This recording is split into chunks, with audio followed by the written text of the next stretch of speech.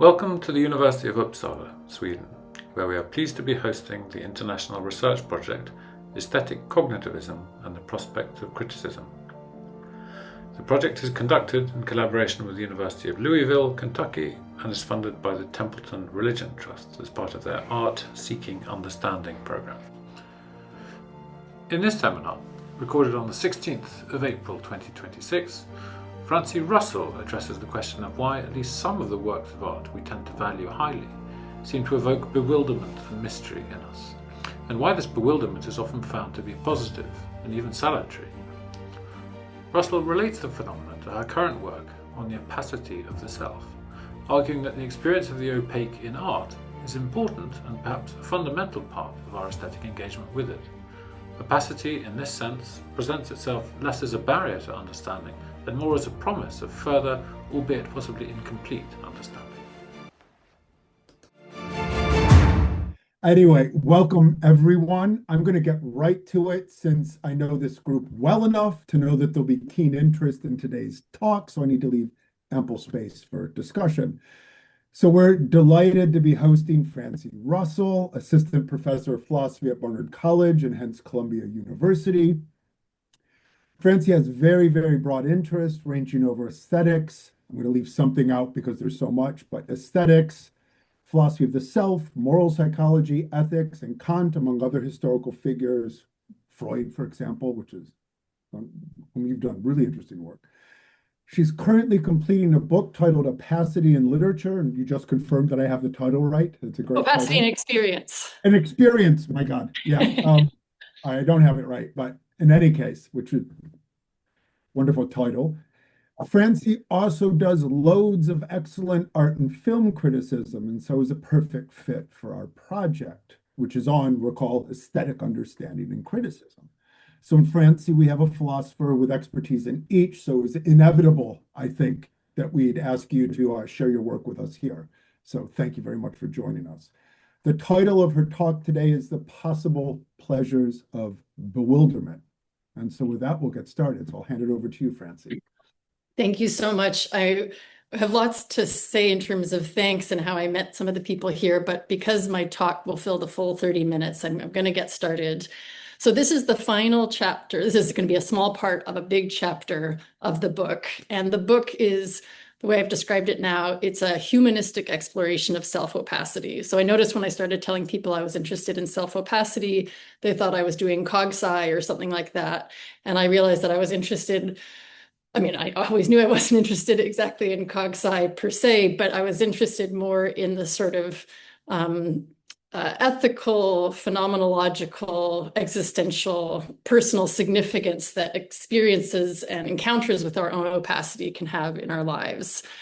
And Kant and Freud are the main interlocutors for that. And so this talk, again, is just a small section of the final long chapter. And I'll be reading through the talk, and there's a handout in the chat that has the big quotations that I use. So I'll begin with a passage that I've become obsessed with. In 1996, Artforum invited the critic and writer Lydia Davis to contribute a short essay on a work of art that meant something to her and had special significance in her life. So she writes of a period that she spent in Paris in the 1970s, working on translation with, quote, a hounding sense of obligation, a fear that if I did not work terribly hard, something would catch up to me. During a visit to the studio of the artist Joan Mitchell, Davis saw a painting, which is on the handout, that she immediately liked very much. She took it to be a work of abstract expressionism, and she thought, quote, there was no problem with the way I looked at it. Then someone tells her the painting was about the landscape. This comment changed the painting, quote, from something I understood into something I did not understand, a mystery, a problem. So here's the passage.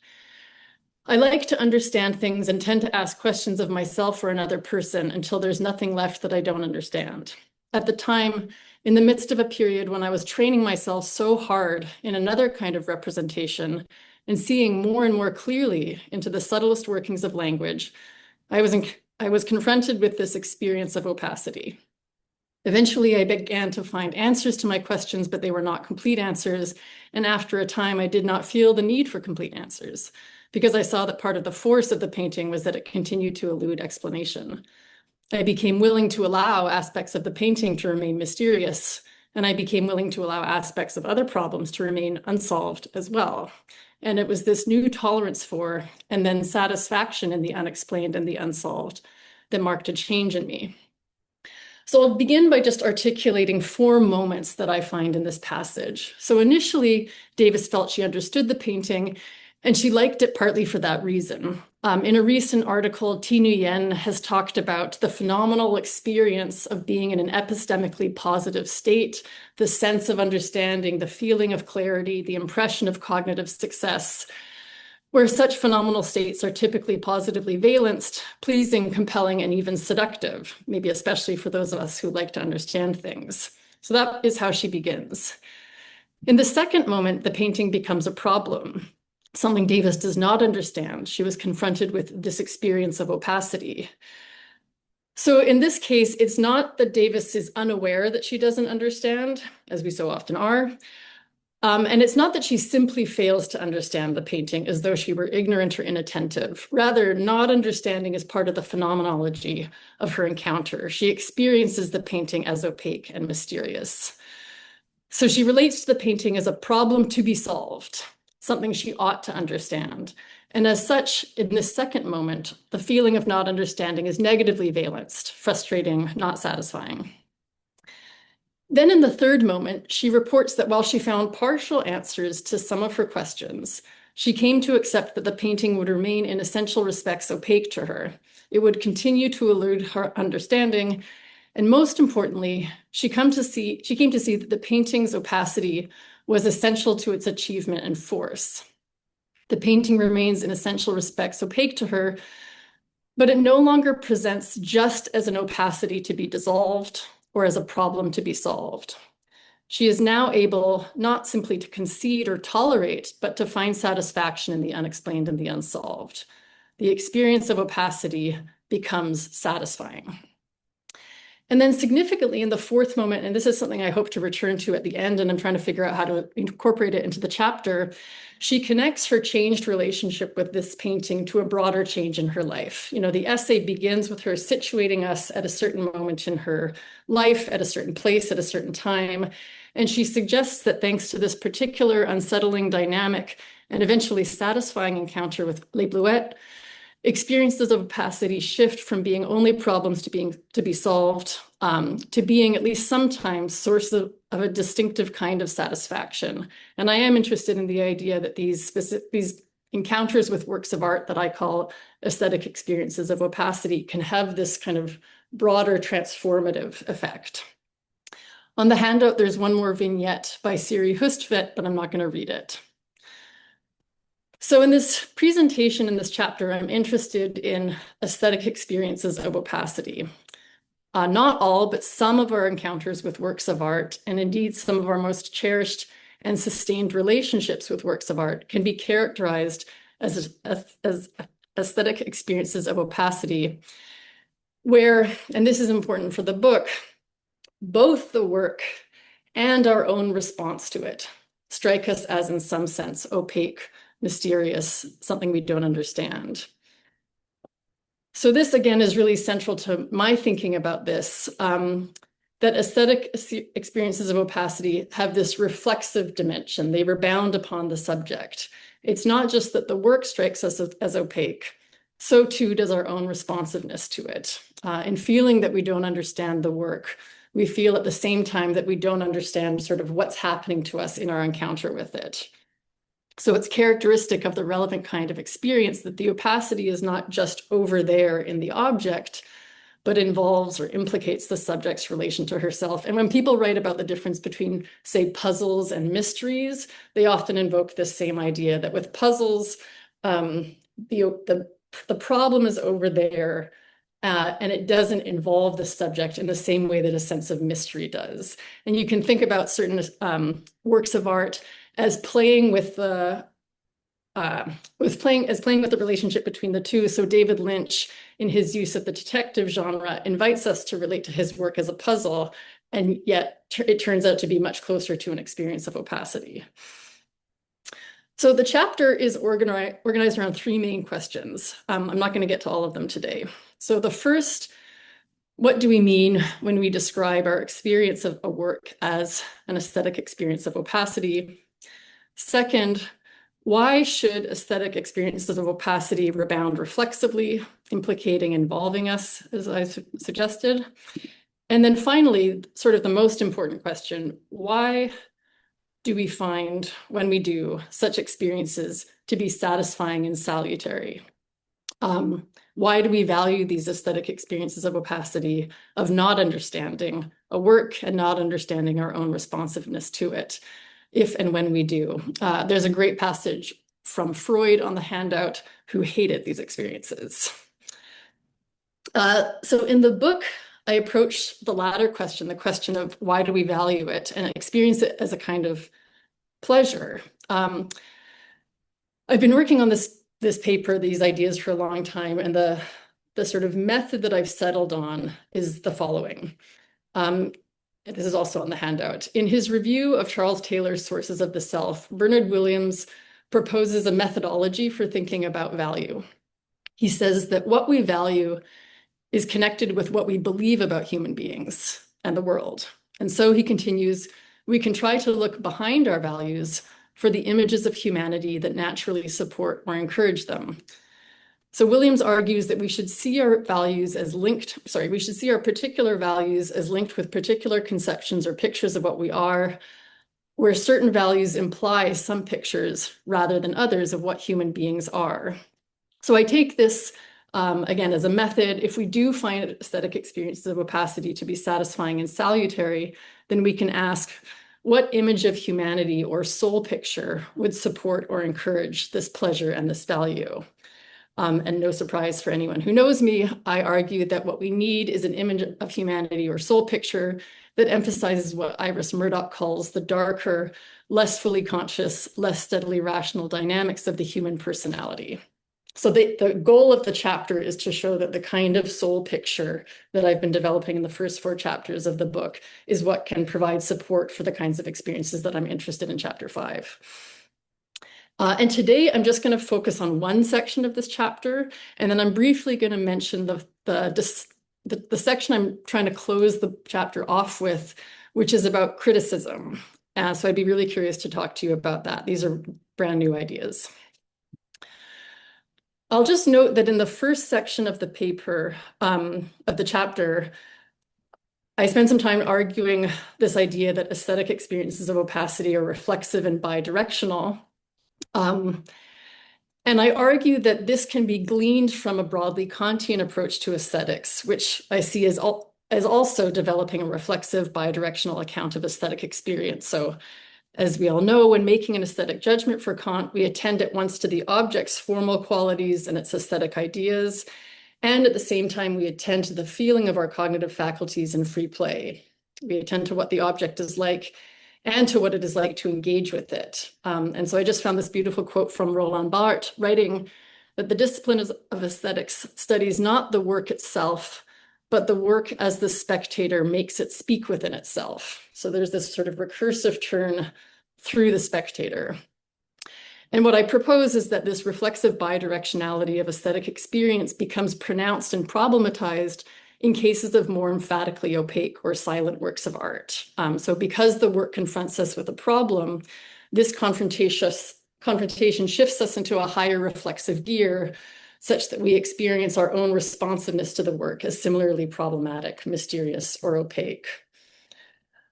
The first section of the paper also involves arguing that we've inherited a tradition where arguably all art involves some dimension of felt apprehended opacity. So Susan Sontag says all art involves some handling of the ineffable, but this dimension is pushed to an almost contraproposive extreme in much modernist art. So the kinds of experiences that I'm interested in might tend to be more characteristic of modernist art, but I don't think they're exclusive to a particular historical moment. But again, the main question I'm interested in today is why would the experience of opacity, the experience of not understanding, be satisfying or salutary? Why wouldn't it just be frustrating and privative? So what I'm going to spend the rest of my time talking about is what I see as a style of response to this question. And as we'll see, this style of response doesn't so much account for the phenomenon as explain it away. And I'm going to call this account a proleptic proposal, since it involves redescribing the phenomenon so that it's not the experience of opacity that is satisfying, but rather what's satisfying is anticipating greater understanding to come. So I'm going to begin by looking at Robbie Kubala's recent defense of it. I know he was at your group recently, and I think he was giving the more recent version of his work on this topic. So I'll begin with Robbie's account, and then I'm going to say that we can find something similar in Kant's account of aesthetic ideas, and I'll explain a little bit more about why I think turning to Kant is helpful. So again, on the handout, I have a few passages from Robbie. In his 2025 paper, Art, Understanding, and Mystery, Kubala articulates skepticism about the idea expressed by Davis and others that the experience of opacity, of not understanding a work of art can be satisfying and salutary. So he writes, quote, "The value of understanding beckons us to respond wherever understanding is there to be had, and the understanding we can have of artworks is no exception. If so, that would mean that not understanding can only be construed and experienced as a kind of failure." Kubala looks at the passage from Davis that I began with, and especially her claim that she became willing to allow aspects of the painting to remain mysterious and to find satisfaction in the unexplained. In response, Kubala proposes to redescribe Davis's experience so that, in fact, what's satisfying and salutary is either the experience of gaining a kind of higher order or meta understanding, or it's the experience of anticipating further understanding to come. So these are the two moments that I'm going to look at now. And Kubala is very clear once he offers these two redescriptions, quote, "Neither of these possibilities amounts to satisfaction in lack of understanding as such." So again, I think he explains the phenomenon away. So Kubala first proposes that when Davis reports coming to appreciate and take satisfaction in the painting's opacity, this actually involves an experience of improved understanding. And it is this improved understanding that is the real source of her satisfaction. So when Davis writes that she saw that the force of the painting was that it continued to elude explanation, this, Kubala contends, is the phenomenon of understanding that the work eludes interpretation, and understanding that this is one of its good-making features. On this reading, Davis gains artistic understanding when she comes to believe what she does about the force of the painting. So I think this has to be right in some ways. Davis makes progress in two senses. As we've seen, she finds partial answers to some of her questions. And so I should just flag here, I'm not a full-blown obscurantist. I'm a partial obscurantist. I do think that an aesthetic understanding is important. It provides a particular kind of pleasure, and it is the source of a particular kind of value. And arguably orienting to a work of art as something to understand is what makes possible experiencing it as opaque. All I want to argue is that the experience of opacity can itself be pleasurable and salutary, that it's not all geared towards progress or understanding to come. But returning to the Kubala, so he's got to be right that shifting from experiencing the opacity of the painting from a problem to a quality that contributes to the painting's force is something like a gain in understanding. But what seems really important to me is that, at least as Davis presents it, that higher order understanding that the opacity is playing a productive aesthetic role can't be such that that understanding extends to her experience of the painting's opacity. So it must be the case that if Davis understands that the work will elude her understanding, and that this is what makes the painting so powerful, it really must elude her. She must continue to experience the painting as opaque, as something she does not understand, and is satisfying for that reason. So the sort of higher order understanding can't obliterate the kind of first order encounter with the work. So that means the original question recurs. Why would that be satisfying, this experience of opacity that she says is essential? And here's where Kubala offers the proleptic proposal. He says, the satisfaction in the unexplained and unsolved is actually satisfaction in anticipating gaining further understanding. This pleasure is one of anticipating value, akin to that of contemplating an uneaten cake. So on this construal, Davis does not take satisfaction in the experience of opacity, but in anticipating greater understanding to come. And notice that pictures our return to works of art as sort of summative, as though every time we return to a work of art, it's contributing to greater understanding, holding together so that we're always making progress in a kind of holistic, towards a more holistic interpretation. So it's not opacity per se that satisfies, but the anticipation of progressive cognitive success. So first consider the analogy. The comparison with cake suggests that when I'm confronted with an experience of opacity, looking at a Rothko, watching Persona, and find its opacity to be oddly satisfying, this is because I'm actually anticipating a future state where I will understand these works better. Rather, as I enjoy imagining eating my cake at home as I sit hungry in my office, in my deprived, painful state, it is a pleasure to anticipate a future where that deprivation or lack is remedied. So anecdotally, this doesn't resonate with the phenomenology of my experiences of opacity, but just again, notice this analogy holds, if at all, for the second moment of Davis's encounter, when she still experiences opacity as a problem to be overcome, like hunger to be sated. But the analogy can't work for the third and fourth moments when she changes, and she precisely is no longer anticipating or holding out for future cognitive success and is able to take satisfaction in that. But of course, this is Kubala's point. His point is that Davis misdescribes her experience. So when she writes that she became willing to allow aspects of the painting to remain mysterious, to allow aspects of other problems to remain unsolved, on Kubala's interpretation, this can be at best a temporary allowance. And so this means that her original project of understanding is not fundamentally disrupted, which would also mean that her experience of the painting did not mark a change in her. So, okay, 7 minutes.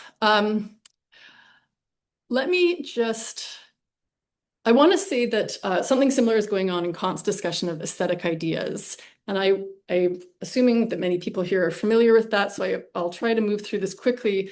The reason I turn to Kant is just to say that the background axiological, metaphysical, philosophical framework for Kant's aesthetic ideas, once we bring that into view, it helps us appreciate why proleptic proposals are so compelling.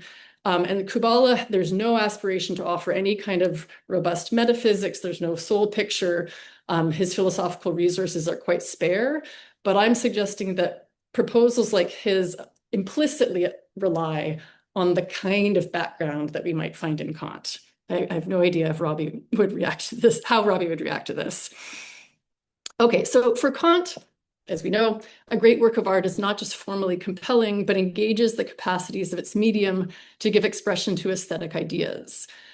An aesthetic idea is a representation of the imagination. Here's some passages on the handout that occasions much thinking without it being possible for any determinate thought to be adequate to it, which consequently no language fully attains or can make intelligible. It generates partial representations that give more to think about than can be grasped and made distinct, producing an unutterable fullness of thought. And so here we can see that in Kant too, it's not just that the work itself contains a dimension of opacity or mystery, but also there's a kind of opacity in one's own cognitive response to it. So if I'm thinking partial representations and having thoughts that can't be made determinate, I think that suggests that my own thinking has a dimension of opaqueness to me. In addition, and at the same time, the distinctively inexpressible, imaginative, free movement of thinking that the work inaugurates, sorry, I already said that. Okay, let me just start again. So I see Kant's account of aesthetic ideas as his effort to speak to the opacity of works of art. I think this is how he's trying to address this dimension of aesthetic experience. So the question is, how can he account for the pleasure of that opacity? Why, and the value specifically for Kant? Why would this be valuable? His response involves his account of what aesthetic ideas are ideas of. So for Kant, aesthetic ideas are associated with either ideas of reason, invisible beings, the kingdom of the blessed, the kingdom of hell, eternity, creation, etc., or with ideas of things that can be found in experience, but with, quote, a completeness that goes beyond anything of which there is an example in nature. For example, death, envy, love, fame, all sorts of vices. So these are what aesthetic ideas express. This is their meaning, or their meaning or significance, and it's a meaning or significance that is ultimate yet incomprehensible from the perspective of ordinary cognition. So aesthetic ideas express ideas of reason. Those are precisely ideas that we cannot cognize from the perspective of ordinary human understanding. And so that means that aesthetic ideas sort of put us in touch with, make a kind of anticipatory contact with what we ordinarily cannot think, or we ordinarily cannot know. So my proposal is that Kant accounts for the characteristic opacity of art and the characteristic opacity of one's own aesthetic responsiveness by proposing that art expresses a special opaque kind of representation, aesthetic ideas, to which determinate thought is constitutively inadequate, and yet where this effusion of ungraspable, imaginative, obscure thinking is tethered to the ultimate significance that the aesthetic idea represents. While this activity of thinking imaginatively with the aesthetic ideals will never reach completion, we take pleasure in our progress in that direction, where this progress both improves our understanding of the work of art and our understanding of whatever the work's organizing idea is. And the last thing I'll just mention is that for Kant, what aesthetic ideas put us in imaginative contact with is what is highest in ourselves and most truly our own, namely our own reason. So this means that whether the aesthetic idea presents an idea of reason or an empirical concept with impossible completeness, art allows us to make imaginative contact with what is best in us, which is, again, what ordinary human cognition can't grasp. And so this means that exemplary experiences of exemplary works of art with all their opacity are essentially elevating. And this, I want to argue, is how Kant redeems the opacity of art.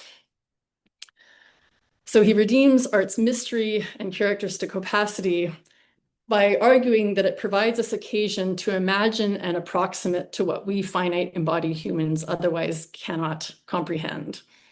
So again, this is not what Robbie is saying, and I'd be curious what you all think about putting the two of them together. But my aim has been to make perspicuous the kind of philosophical axiological background within which proleptic proposals get their orientation. These proposals are persuasive because they assume a constitutive, dignifying, satisfying telos towards ever greater understanding. And again, these proposals redeem experiences of opacity by reinterpreting them as experiences of anticipating cognitive progress. So I see I'm almost out of time and I have a bit more to say, so let me just try and close this up. You know, the problem for me is just that means that Davis, we have to say that she was wrong in her self-description. We have to say that she didn't really take satisfaction in experiences of opacity. And this means that, again, we can't see the experiences having marked a change in her. As I understand it, what she's trying to say is that she did get partial answers to some of her questions, but she comes to see that seeking understanding is not the only option when confronted with an experience of opacity. We don't only have to see it as a problem to be solved, a darkness to be illuminated, a depth to be plumbed. Insofar as Davis describes this change as a kind of growth, which is what she suggests, it seems she's describing a growth in her capacity to respond to experiences of opacity with other kinds of questions, not just what do I need to understand, but how else might I respond to such recalcitrant opacities? How else might I live well with them rather than trying to eradicate or overcome them? What other kinds of experiences and relationships might they enable? What other pleasures are possible here? What else does the experience of not understanding make possible? And that her changed relationship to the painting allows for these other questions is one way of elaborating Greenberg's suggestion, which is on the handout, that the inability to explain, even to oneself, why one loves a particular work of art is salutary because it expands one's capacity for experience. So the rest of the chapter, again, returns to this Williams methodology and tries to sort of make good on my proposal that a more self-opaque soul picture can ground and encourage the pleasures of opacity that Davis and the others explain, or Davis and the others report. I argue that opaque works of art can do this in two ways, so that first, opaque works of art invite an unusual kind of sympathy, and this can be directed both to the work's opaque form, so we can feel a kind of sympathy with a Rothko, but we can also sympathize with a more narrative work, opaque characters, so like character and persona, for instance. And this, I want to argue, is different from identifying with identifiable familiar psychological motives or making the characters more familiar to us. And the second way that experiences of aesthetic opacity can sort of resonate with us as strangers to ourselves is that they invite a form of imaginative thinking that is opaque to the first person perspective. So this involves returning to some of what Kant has to say about this kind of imaginative effusion of thought. So I'll end now with the question about criticism. So it's intuitive to think that criticism should help us understand a work of art.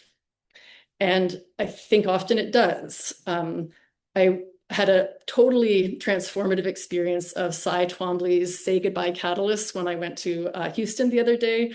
I had thought of myself as someone who doesn't like Twombly until about 2 weeks ago, walked into this building, lost my mind. And then I read some of Roland Barthes' criticism of Twombly. And of course, it helped me appreciate the work. It helped me understand how its opacity was working on me.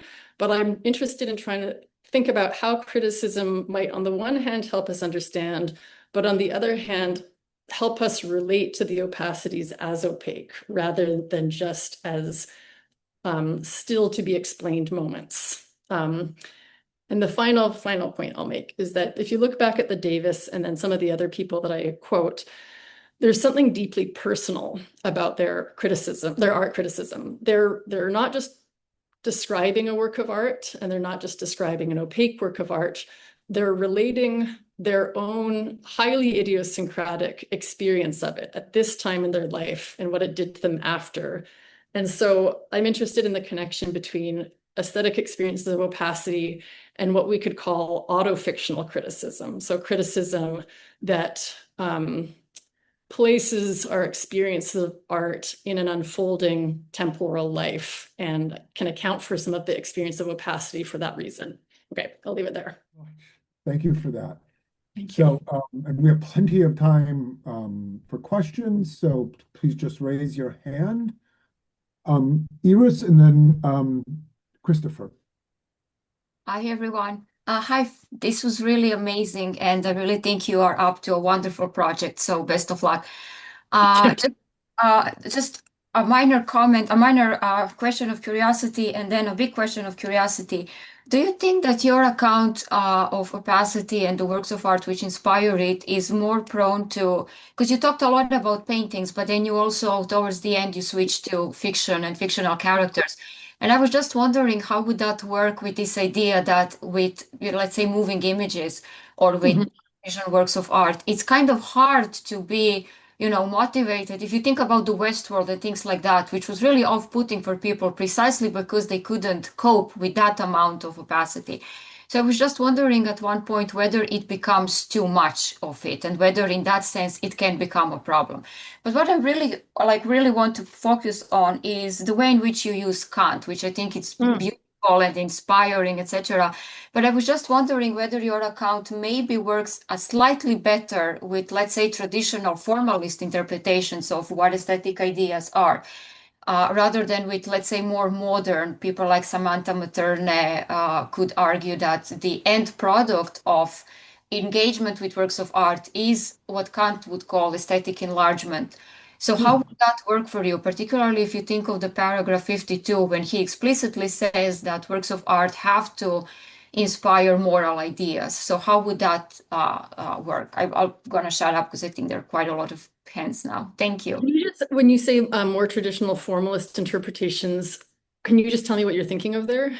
Those interpretations which don't think that Kant's account is cognitivist, in the sense that our experiences with art are only aesthetic and do not involve any kind of what people like cognitivists would say cognitive gain, something like that. Right. Yes. Okay, great questions. So I heard two parts in the first question. One about the move to different media, especially narrative. Is that right? Sorry, I lost you on the screen. Narrative media. And your specific question was whether sort of too much opacity can be a problem. Is that right? I mean, certainly. So I think like something I don't get into in the essay or the chapter, and I'm trying to figure out if I sort of ought to, is I'm talking about all successful cases where the artist has achieved exactly the right balance of intelligibility and opacity.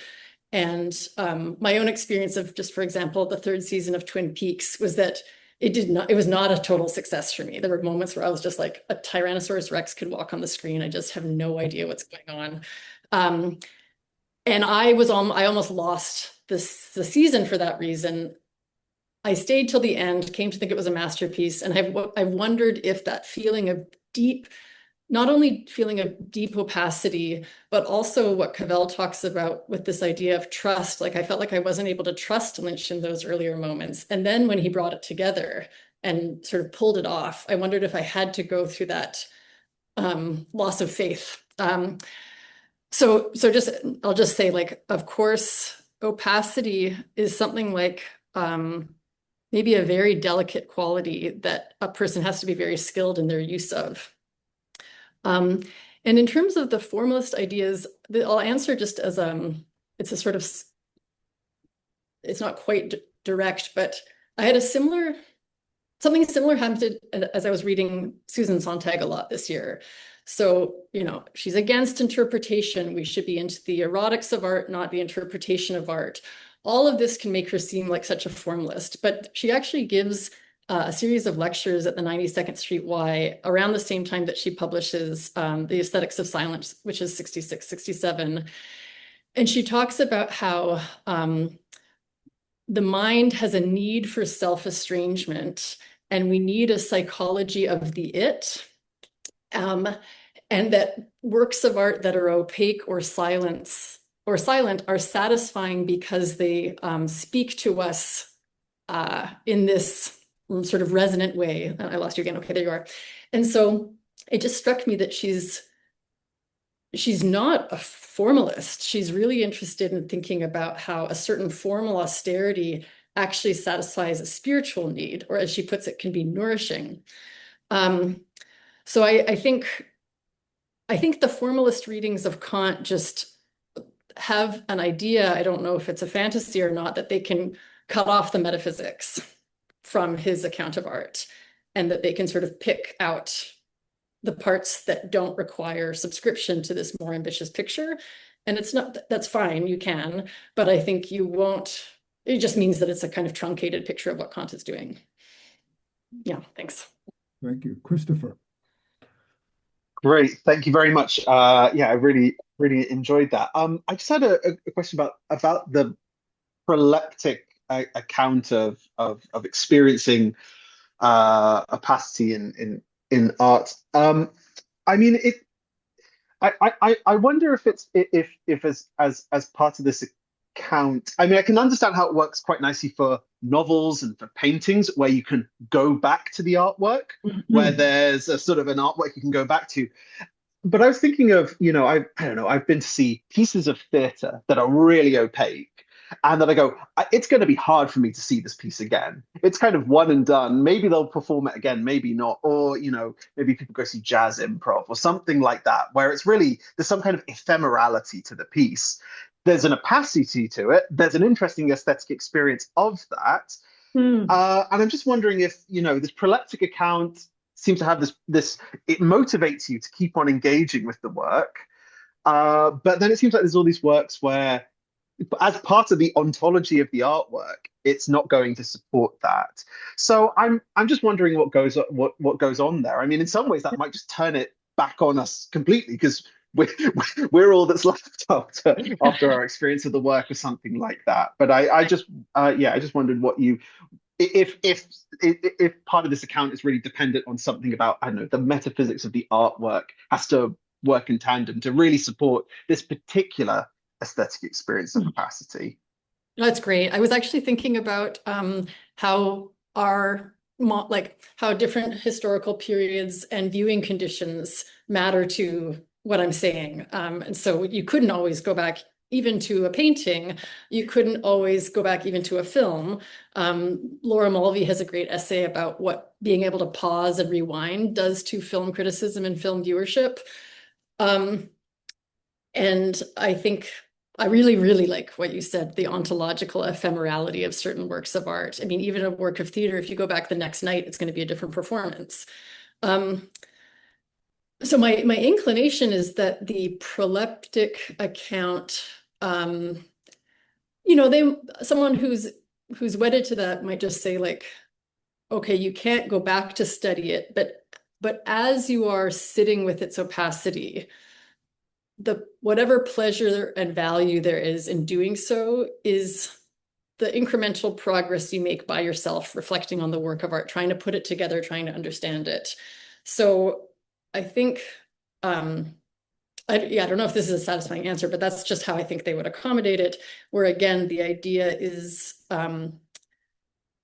that each moment of insight is building towards a more comprehensive insight of the piece.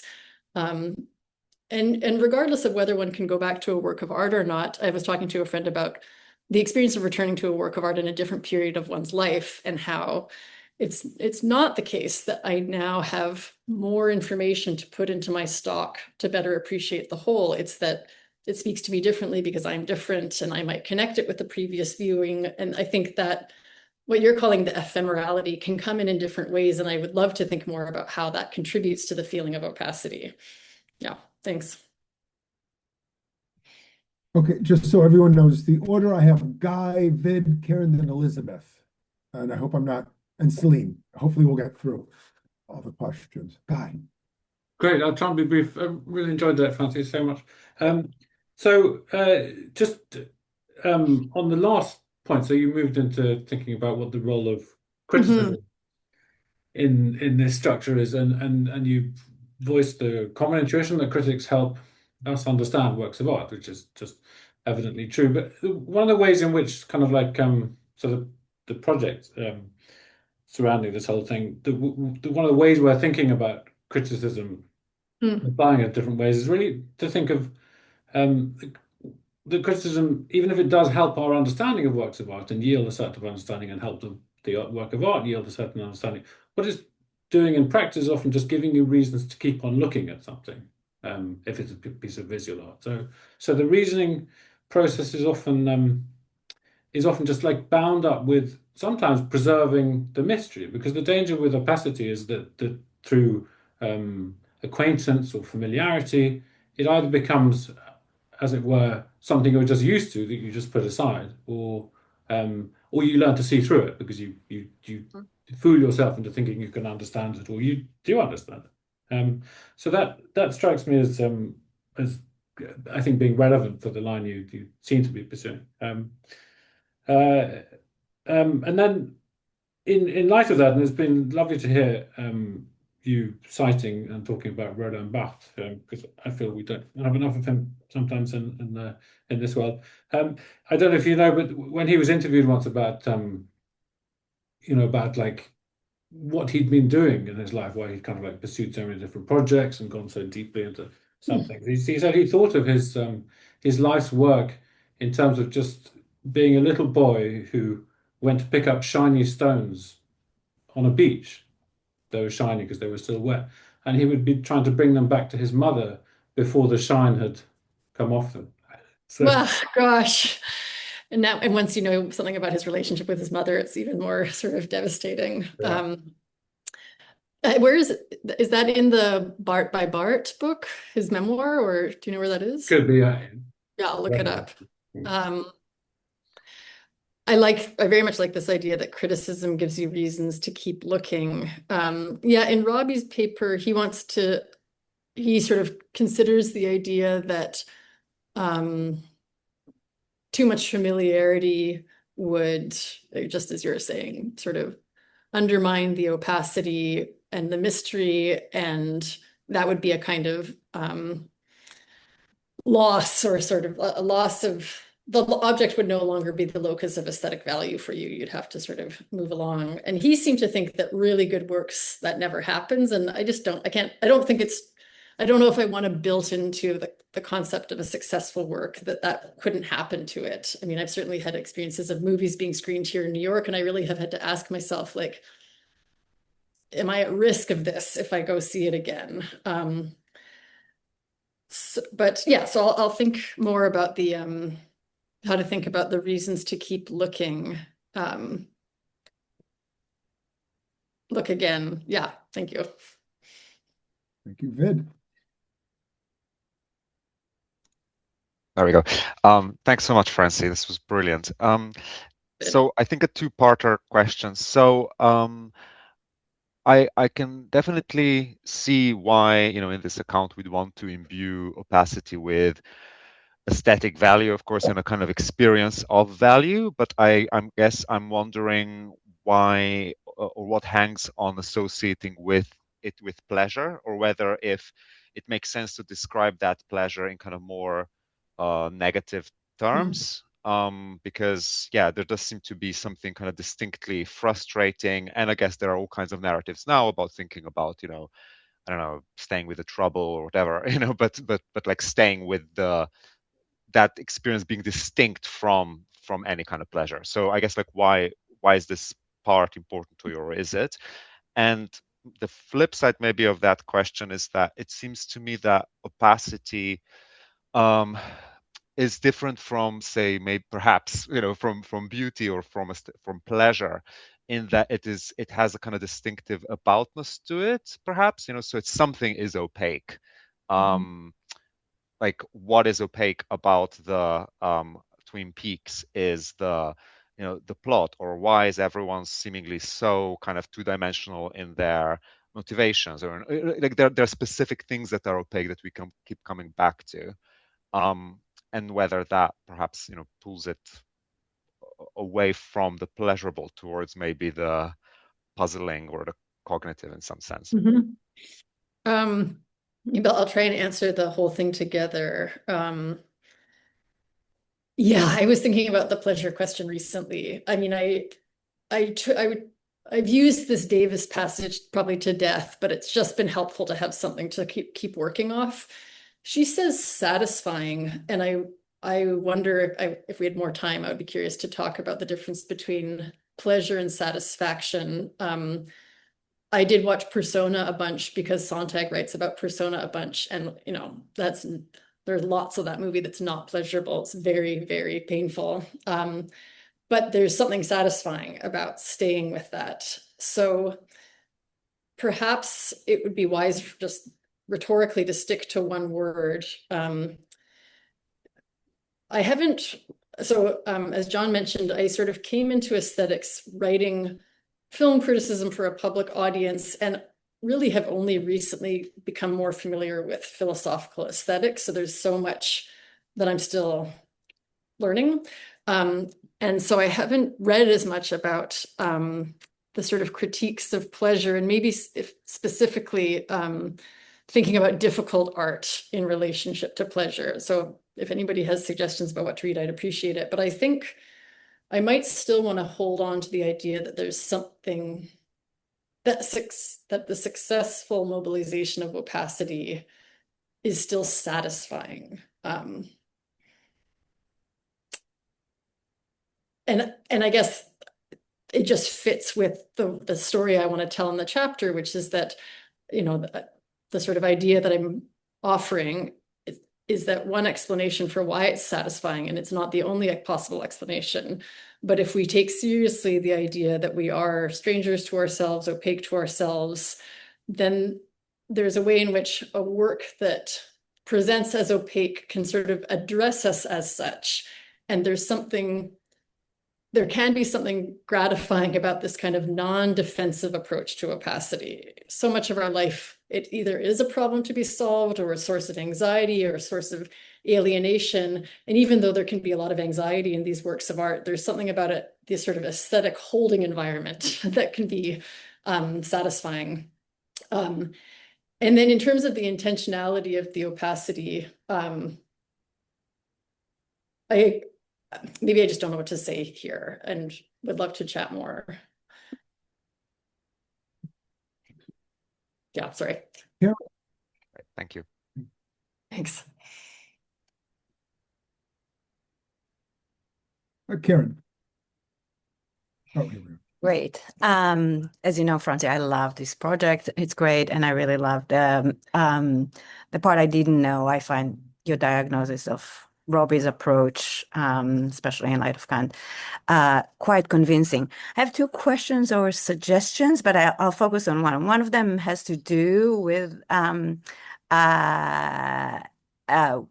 aesthetics idea. I think that there's another way to read him that actually is much closer to your soul picture. So maybe we can talk about it later. An approach on which, you know, what's opaque there is not simply the meaning of these ideas, the fact that they are basically about ideas of reason, but it's the form of the kind of representation that ideas are. They're a holistic immediacy that we cannot grasp and know. And I think then it gives you some kind of opacity about ourselves and our ways of knowing that in some sense is not proleptic or progressive. And it takes into account the importance of ideas of the imagination that he emphasizes there, and not only of reason. I think that he wants to maybe suggest it's an analogy, but it's partly an analogy in terms of the form, but not in terms of the kind of formalism that that Iris mentioned. But we can talk about it later. The other question I have, I mean, you won't be surprised to hear me asking it. I'm surprised that I haven't asked you about it before. So I wonder how sympathetic you might be to what seems to me to be maybe a different style of explanation, a different soul picture that stresses the opacity not in ourselves, but in others in relation to us. So as you know, I've been more and more attracted to the analogy between our relationship to other people and our relationship to art. And I think, you know, Kant particularly, but also Sontag, I mean, really Sontag too. I mean, they emphasize the singularity and the individuality of works of art. I mean, for Sontag, the point is not that we shouldn't understand them. We should be open to them as they are. And for Kant too, part of the singularity is like, they are so original and so singular, a little bit like human beings who may claim on us to engage with them in their own terms, right? And so, and as you know, I think there are many reasons to take it in this direction. But if you approach artworks in this way, then maybe part of the opacity is a mark of the opacity of other people, not because we need to endorse some kind of skepticism of other minds, but because other people are essentially separated from us, as you know, I think Beauvoir emphasizes, and like independent of us, and so we should keep it. It's an opacity that is really important for. I mean, it's an opacity that is important in our aesthetic relationship to artworks and in our ethical relationship to each other. Is that something? Totally. I'm so into it. In some ways, like the emphasis on self-opacity is just so I can finish the book, like, because the book is about self-opacity, so I have to bring it back there. And no, I've really thought about this in a couple of different dimensions. So one is in the Kant chapter in the book. the opacity of others is a big theme. Both the sort of frantic, neurotic, symptomatic discussion of the opacity of others in the section on friendship in the Doctrine of Virtue. I mean, if you haven't read it, any of you recently, it's really amazing. It begins with this cascade of questions. How can I know for sure the other respects me as much as I respect him? How can it be sure that he respects and loves me in equal measure? How can I know what he thinks about me? There's just this total anxiety about the uncertainty that we have about other people. And there's also a discussion in the anthropology about how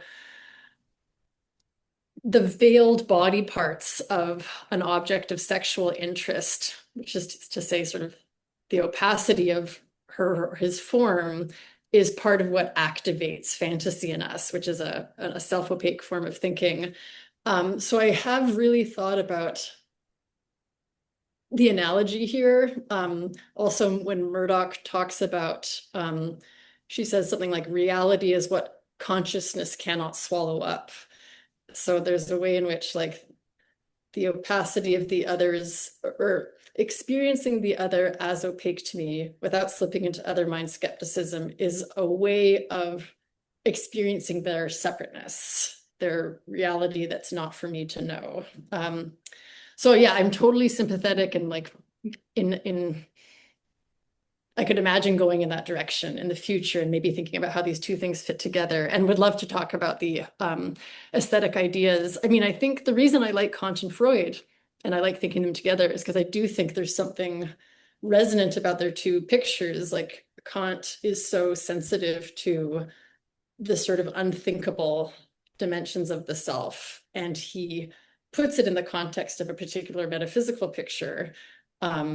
Arguably one where the sort of unthinkable is the non-natural, and it's different for Freud. But yeah, it would be great to talk more. Thanks. Great. So Francey, I should ask, we have 2 more minutes and 2 more questions. Can you linger for a few I can linger. minutes? Yeah, I'm really happy to. This has been really great. That's 10, excuse me. Okay, Elizabeth. Okay, thank you so much. I feel like this is like a bit of a bomb of a question when you have 2 minutes left, but perhaps you could just help me a little bit. I find it difficult to see what warrants talk of opacity in some of the cases that you describe. I can see that there is this mystery, that there is a sense of something we want to overcome, that kind of a degree of density and something, but opacity to me suggests like a fundamental incomprehensibility.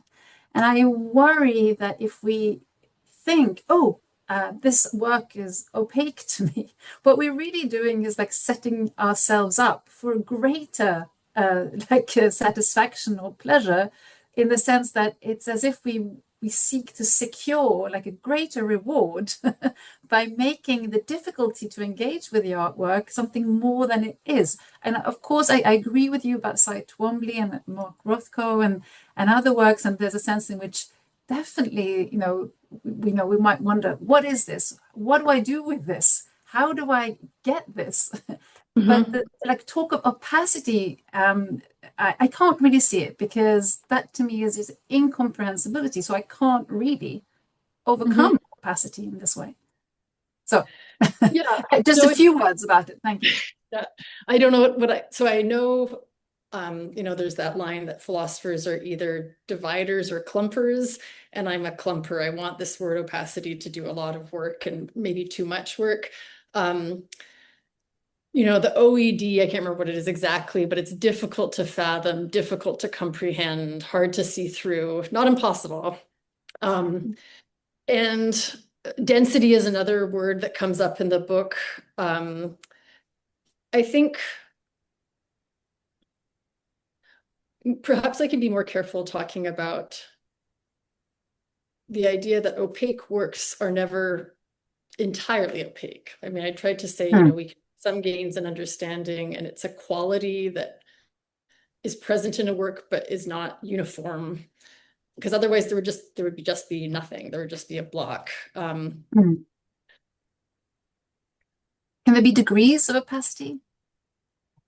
Well, a distinction that I've tried to develop, it's a good question about degrees of opacity, but I've I've been interested in this idea, especially when it comes to self-opacity, of what I call experiences of reflexive opacity. So there's lots that I just don't have no idea what's going on inside me, have no experience of. It doesn't have any kind of phenomenological profile.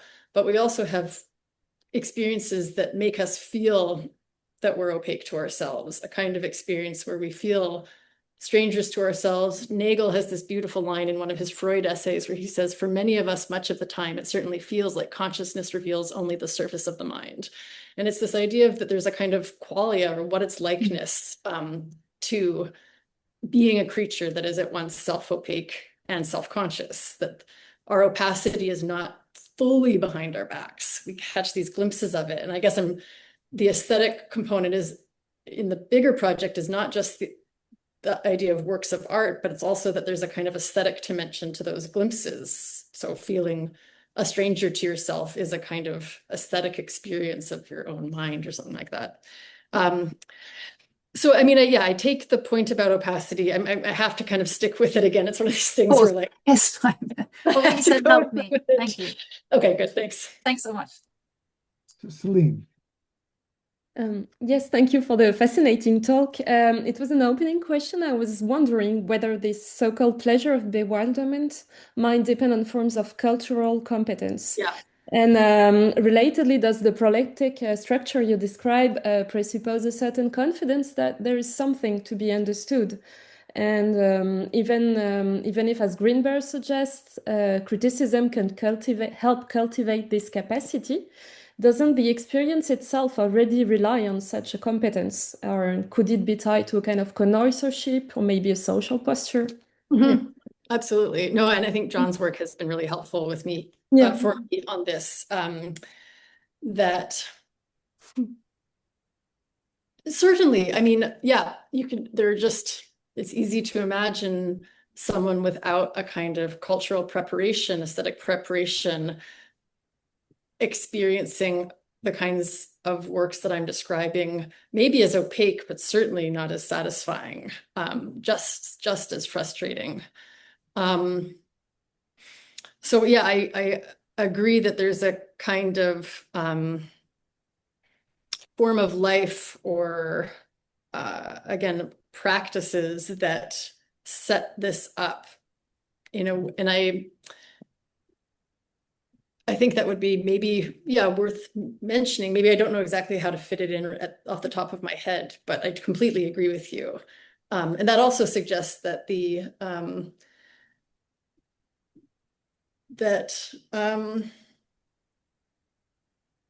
again, this sort of more dialectical relationship between understanding and opacity, where the kind of cultural competence you're talking about is a skill at knowing sort of how to place these and how to hold them together in the right way so that it's a productive rather than a destructive relationship. Yeah, that sounds great. So we only went 3 minutes over, so we didn't keep you too long, Francey. A round of applause. That was an excellent talk and a wonderful discussion. So thank you so much for joining us. Thanks so much for the invitation. This was really, Zoom is, hellish and alienating, and this was really quite nice. Thank you for listening to this recorded seminar from the research project Aesthetic Cognitivism and the Prospects of Criticism. To find out more about the project, please go to our website www.aestheticcognitivism.com.